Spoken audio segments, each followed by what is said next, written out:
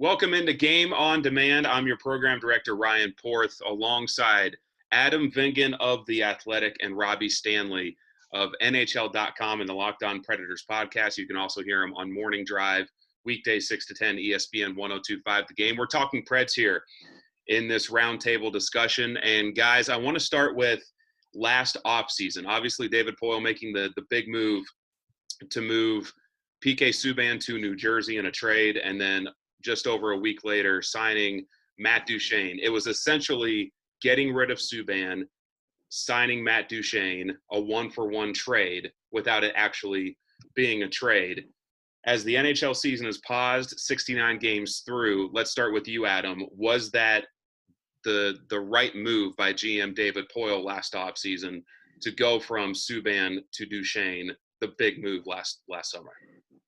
I do think it was the right move because if you recall, when they traded PK Subban, the press release had a statement from David Poile in which he said that the team's goal that offseason, last summer, was to improve the team up front and in conjunction, the scoring.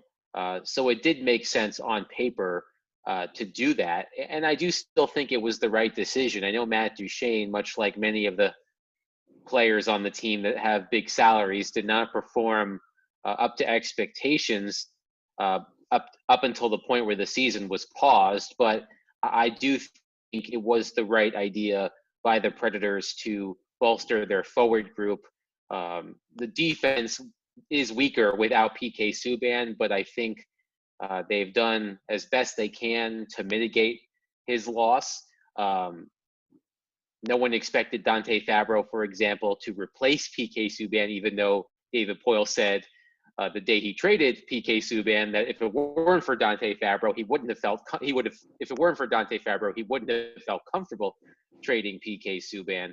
But I think Roman Josi, especially Ryan Ellis, when he's been healthy, and to a lesser extent Matthias Ekholm, I think have done a really good job of holding down the fort, so to speak, on the defensive end. So all of that is to say that I do think it was the right choice in terms of trading PK Subban and signing Matt Duchene.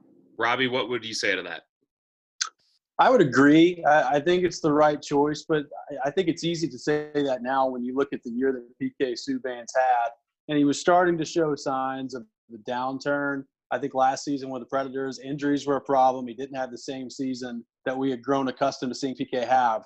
So I think there was a pretty good sentiment at the end of last season. He even talked about it in his after the season press conference about, I'm the highest paid player. I get it. I could be traded this offseason. He was. Duchene has come in. Look, and Adam and I talked about this heading into the season.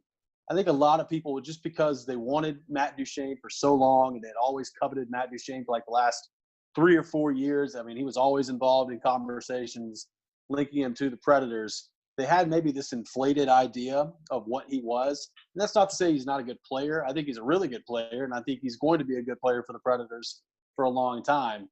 But he's not the 70-point guy, typically, that he was last season in Ottawa and Columbus.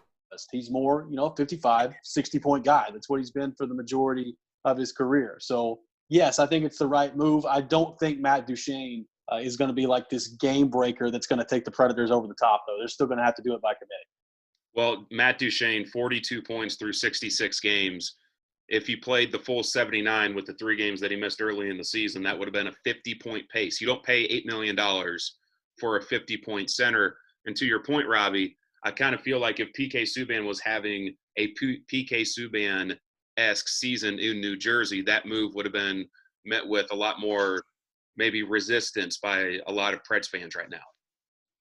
Yeah, I think so too. And look, you look around the lineup right now, and it's Duchene, it's Johansson, to a certain extent, it's Forsberg, even though he was heating up before the break. Arvidsson hasn't had the year, so it's not like it's just Duchene that's underperforming. So then you start to wonder, okay, what are like some secondary issues that's causing everybody that's a star player from a forward perspective to underperform at the same time? But I certainly, when you take a look at Duchene, the expectations were higher. You're paying $8 million a year. You want to get around 60, 65 points out of that at least. I mean, that's got to be, I think, the floor when you're paying that much money. So certainly a disappointing year. I think Matt Duchene would be the first one to tell you that it's been a disappointing year for him. But that doesn't mean like this contract is just going to be a bust. We'll see what happens if they're able to come back this season, and certainly next year. Maybe he's more comfortable and it's more of a normal year. Adam, what do you feel like has contributed to Matt Duchene not replicating what he did last season between Ottawa and Columbus? I think the simple answer is regression. We talked about him having a 70-point season last year, 31 goals, which I believe was a career high. And also, I believe his shooting percentage combined was 18%, which was about 6%, 6.5% higher than his career average at the time. So honestly, I just think it was regression. I mean, a lot of the Predators' top forwards, Duchene, Ryan Johansson, Victor Arvidsson, Philip Forsberg in particular, have struggled this season for various reasons. But when I look at Duchene and I look at some of his underlying numbers, they're really not that different than they were last year. I honestly just think it's him coming back down to earth, so to speak.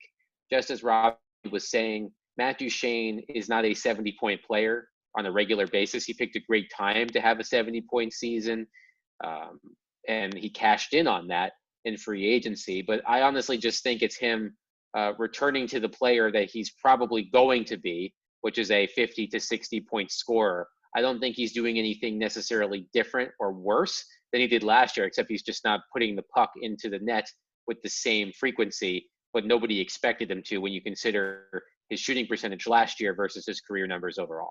So that was the big move last offseason. Let's look ahead to this offseason, and hypothetically, let's say the NHL is forced to cancel the rest of the regular season and postseason. Let's say before offseason moves are made, we have already seen everything that we could see from the 2019-20 Nashville Predators. I'll start with you, Robby. If you're in the shoes of GM David Poile, what do you do this offseason if no more games are played? Trade for Connor McDavid? No, I'm just kidding. I'm just kidding. No, don't do that. Look. Maybe on NHL 20 he can do that. Maybe so. Maybe that's the route that they go this offseason. I think in all seriousness, it's tough because when you're a general manager and you've given faith in the team and you didn't change all that much at the trade deadline, to not be able to see the complete picture and see what they could have done if they made the playoffs, I think puts them in a difficult spot, especially David Poile, in trying to figure out what they're going to do next year. You still have to make a decision on Granlund this summer, Craig Smith as well. I think the most likely option from the big four, like of Johansson, Duchene, Arvidsson, Forsberg, I think you leave those alone. I think by and large you leave the team alone and see what it looks like after a full training camp of John Hines. I think that's the most likely route. And then, if you get into November and December and it's more the same and they're, up and down average like they have been for really the last calendar year, if you're David Poile at that point, I think that's when you consider making a pretty big move to try to shake the team up and bring somebody else in and maybe give this team a spark. But with not having finished this season, I think it's really difficult if you're David Poile just because you never saw the finished picture. Now, the counter argument to that is you've seen what the team has been for basically a calendar year in a row, and it's been basically a 500 team. That's a pretty large sample size at that point. So I wouldn't be shocked if David Poile makes a trade this summer to kind of shake this thing up a little bit. I think the most likely route is he brings back the same group and then reacts in November or December if they're still struggling. The economic impact on the National Hockey League will be an interesting part of the offseason as it pertains to the Preds and where the salary cap lands for the next season, 2021.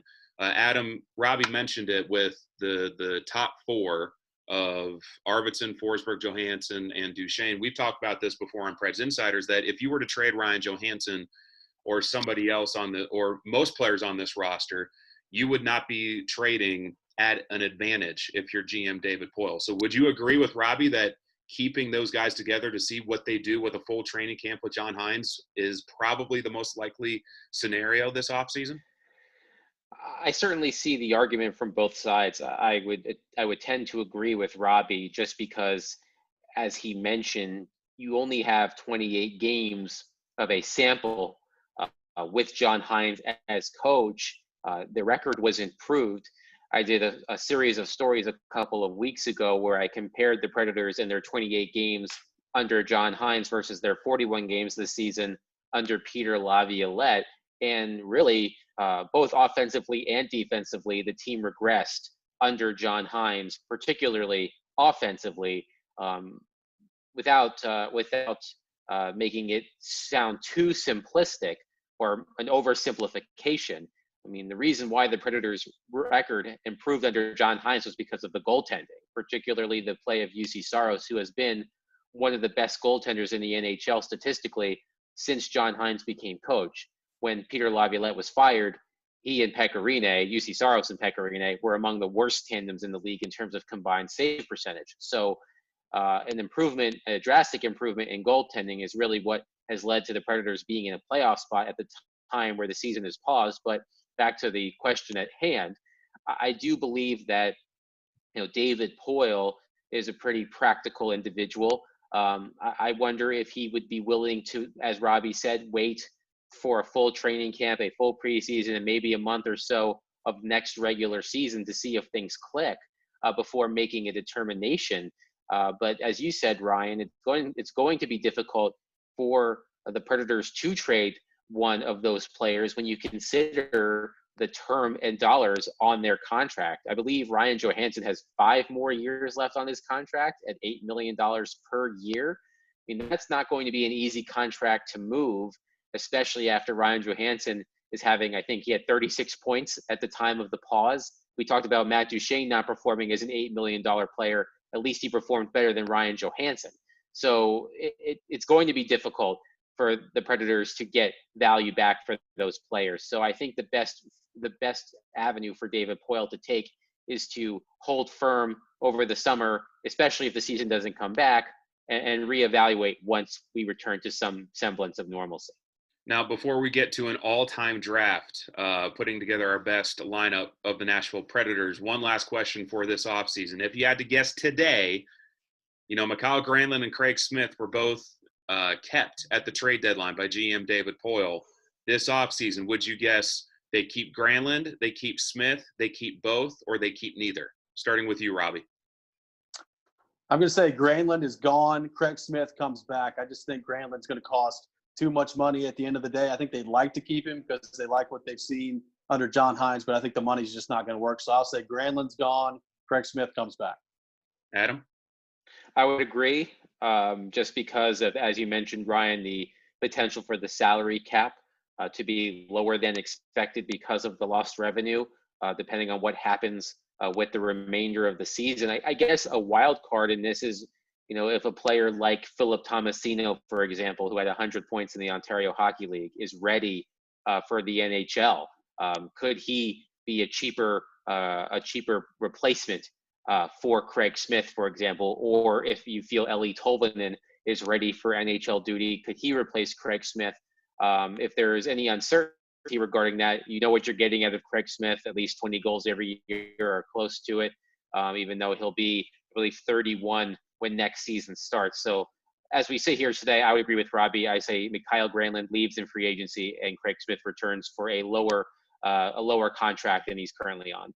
All right, let's have some fun. An all-time Nashville Predators draft. Now, I've got let's see if we can work this screen share correctly here. Want to bring up the pecking order in which we draft this all-time draft. Now, as you can see, can everybody see the screen share here? I can see it. Yes. All right. So I am making this legit so that it's not skewed in any way of somebody getting the first overall pick and others not being satisfied. So we are going to randomly generate the draft order on this screen through a fantasy football site. And the number 1 pick will go to Robby Stanley. The number 2 pick will go to Adam Vingan. And the number 3 pick will go to yours truly. Now, what we're going to do here, if we can have a new share, we are going to have the draft board. Now, the draft board with our lineups, we will take a left wing, a center, a right wing, 2 defensemen, and 1 goaltender. So, Robby, you have the first pick in the all-time Nashville Predators draft. Who are you taking with the first overall pick? Give me Paul Correa, boys. Ooh. Going off the board a little bit. Maybe. I mean, we're talking most points in the history of the franchise. You got to build your offense somewhere. This is a valid point. Adam, who are you going with? I'm going to go with the safe pick and select Pekka Rinne as my goaltender. I thought you were going to go there. All right. You take Pekka Rinne. To make sure I have a great goaltender, I will take Thomas Vokoun. We will bold all these for consistency. Thomas Vokoun. And I will also take Philip Forsberg. All right. So, Adam, you have the 5th overall pick. Are we not doing a snake draft, or are we just going over? We are doing a snake draft. Oh, Vingan, so are you paying attention? Oh, sorry. Well, it's hard you never because done this before? I have done this before. I just got confused because I'm at the top of the first on the draft board. Okay. You know what? All right. We can fix this, Adam. We can please move it. Please move it so he knows just what's for going you. on. I can utilize my Excel skills here and there we go. cater this just for you. Well, you two have chosen some high-powered scoring up front, so I will take some high-powered scoring on the back end. I will select Roman Josi. All right. Okay. Robby, you have 2 picks. All right. I'm going to go Ryan Johansson. Wow. And I'm also going to go Shea Weber. All right. Shea Weber's your boy. He is my boy. All right. That's a pretty stout 1, 2, 3 right there, Robby Stanley. All right. Next pick, Adam. Who you got? All right. Well, I got to start fleshing out my forwards here. So I will go with Victor Arvidsson. Oh. All right. Victor Arvidsson. Man, some tough choices here. I will go with Steve Sullivan. Ooh. Okay. At right wing. And give me PK Subban. Okay. All right. Adam, you are up. Well, here's the one question I have. You'll have to jog my memory here. Patrick Hornquist, left wing or right wing? He played both. He's right wing. All right. I'm going to go with He's eligible in Yahoo Fantasy for both left wing and right wing. I will take I will take Patrick Hornquist as my left wing. Okay. So that means I have 2 picks to close out my portion of the draft. That is correct. Correct. Okay. No, I still have. No, you still have. I'll have the last pick. So I have 2 picks. We're not done with that yet. Okay. So I'm going to take James Neal as my right wing. Oh. I was thinking James Neal, but I decided to go with Patrick Hornquist. And I am going to take Kimmo Timonen as my defenseman. Look at you. I like Kimmo Timonen. All right. Adam Vingan, you are up next. All right. Well, I'd like to finish my center lineup here. And with Ryan Johansson off the board, this is tough because when you think about the centers that have been in Predators history, there have been some good ones. I am going to take Mike Fisher. That was going to be my next pick. I was thinking either Jason Arnott or Mike Fisher. Jason Arnott.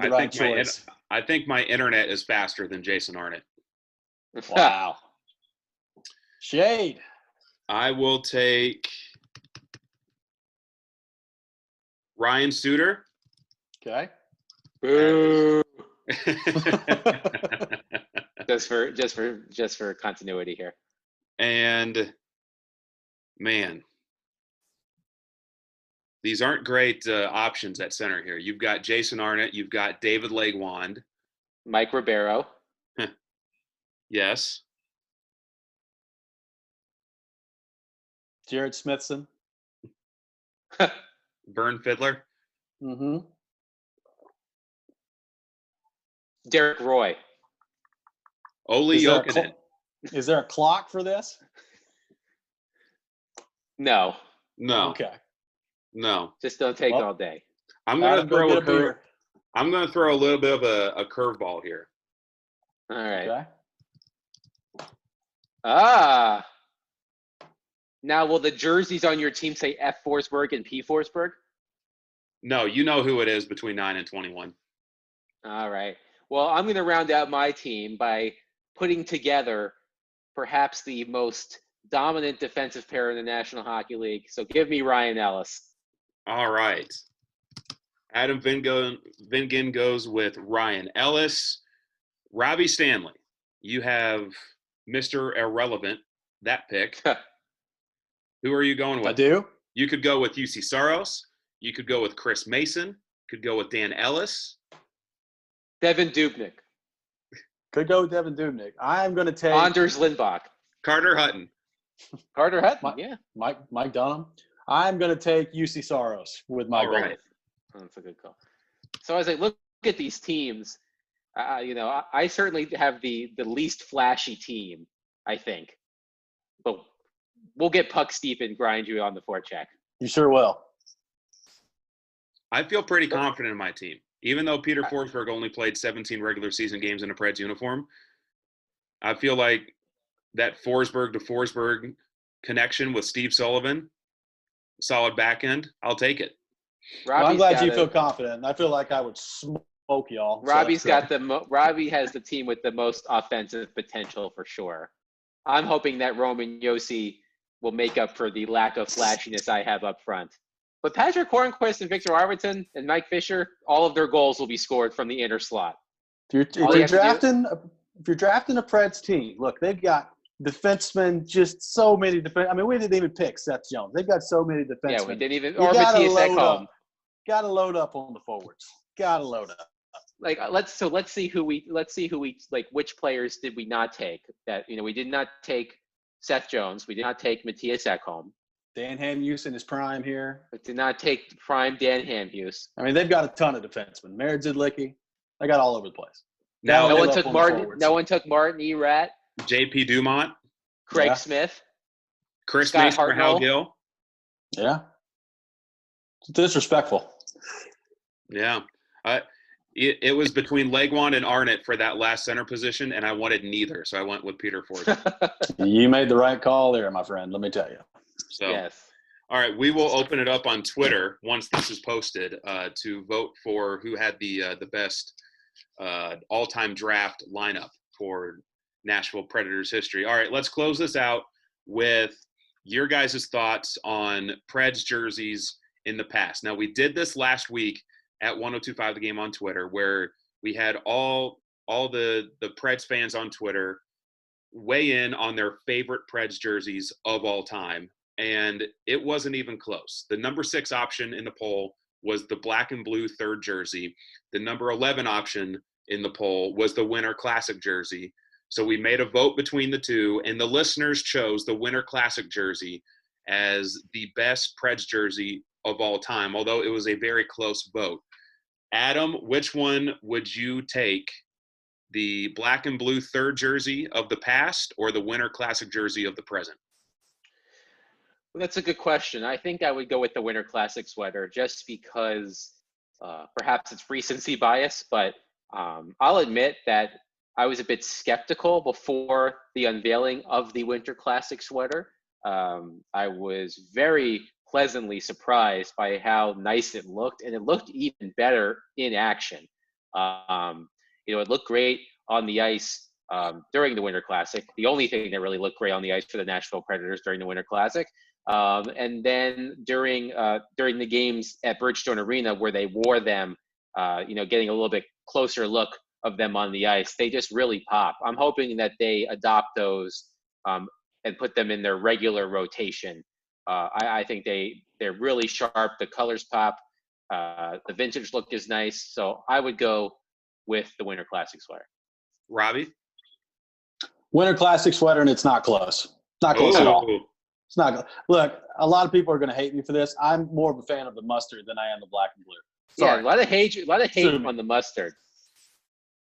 Too much hate on the Mustard. Their record was like they had like an 800 win percentage in that thing. If you're a Predators fan, you should love the Mustard. Even though those jerseys were decisively heavier in Can we discuss material. what the worst jersey is quickly? I think a lot of people would say the Mustard. Well, I know, but a lot of people aren't here. It's just us. I would say personally, the ones that they wore in like the 07, 08, 09 years, where there was some funky piping. They had the word Nashville over the Pred head on the road jersey. I wasn't a big fan of those. Awful. Those are not good. What's funny is I did a fan survey that's being, well, by the time this is placed online on YouTube, the story will be up, but I did a fan survey on The Athletic. I asked 10 questions, and one of them was, what's your favorite jersey? And one of the commenters mentioned that his favorite jersey was the home and road jerseys before they switched to Adidas. The jerseys they wore during the Stanley Cup final. He said, bring back the piping. And I thought those were ugly. I think the jerseys now are so much better. The current the home and road jerseys, they're so much less cluttered. The jerseys that they wore, yeah, they're clean. That's a good word. The ones before that, you talk about too much piping, those had way too much piping. So I'm not a fan. I was not a fan of those personally. Okay. All right. Robby, do you have a least favorite? Yeah, Porth, you stole my thunder. Like those blue home ones in like 09, terrible. I'm glad they got away from those. They also had like this weird white, like thing in the pit. Yeah, on their ribs. It was very weird. I'm sure I can go in my closet over here and grab one of those out and display, but I don't want to do that to the viewership here. Needs to be buried and never retrieved again. Ever. All right, guys. Adam Vingan and Robby Stanley, thank you so much for your time. Starting with you, Robby, where can people catch you on Twitter and Instagram and everywhere your work is shared? Yeah, you can catch me on Twitter at rstanleyNHL, on Instagram at Robby Stanley, and you can hear me on morning drives from 6 to 10. It's early. Listen. Adam? You can find me on Twitter at Adam Vingan. Instagram handle is the same, though it's mostly just pictures of my dog. You can also find me occasionally on Morning Drive from 6 to 10 on ESPN 102.5 The Game. There you go. Thank you guys for your time. And everyone watching and listening, do your part, stay apart, wash your hands. I don't want to do any more book reading or puzzles. I want to watch live sports. So we also want to keep America healthy, and that's the most important thing. So yes, thank you guys for your time once again, and we'll do this again soon. Thanks, Ryan. Thank you.